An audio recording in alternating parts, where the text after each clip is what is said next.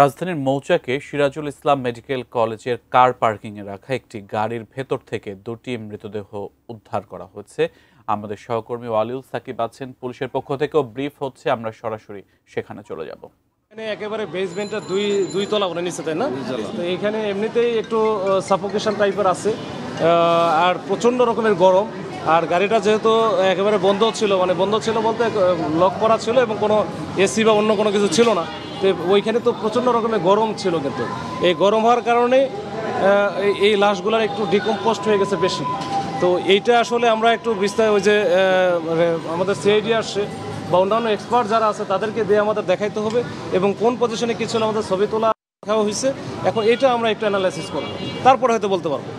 এই সিসিটিভি ফুটেজে কি কাউকে বের হতে দেখা গেছে কিনা? মানে ওটা তো বললাম, এই দুইজন বের হয়েছে, মানে ড্রাইভার ছাড়া যে দুইজন ছিল, দুইজন বের হয়ে আসছে। এর মধ্যে একজন ছিল মালিক আর একজন যারা সেকেন্ড সিটারে বসে আছে। তো সেকেন্ড সিটারে যে সে আবার ব্যাক করে চলে গেছে আর মালিক তো চলেই গেছে।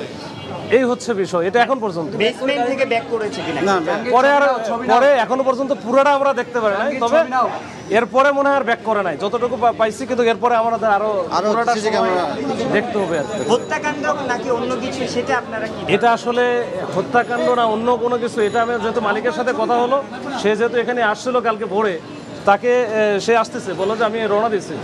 তো সে জানতো না এই ঘটনাগুলো, তো তার সাথে কথা হয়েছে, সে আসুক, তার তো পরিচয়, নাম ঠিকানা সবই পাওয়া গেছে। তার কাছ থেকে শুনলে এবং এইটার যে সিসি ক্যামেরা থেকে শুরু করে অন্যান্য যে ইনগ্রেডিয়েন্টসগুলো আছে, এগুলো আমরা একটু ভালো করে যাচাই করলে বুঝতে পারবো যে আসলে এটা আমরা পোস্টমর্টমের জন্য ঢাকা মেডিকেলে পাঠাবো। হ্যাঁ, এখন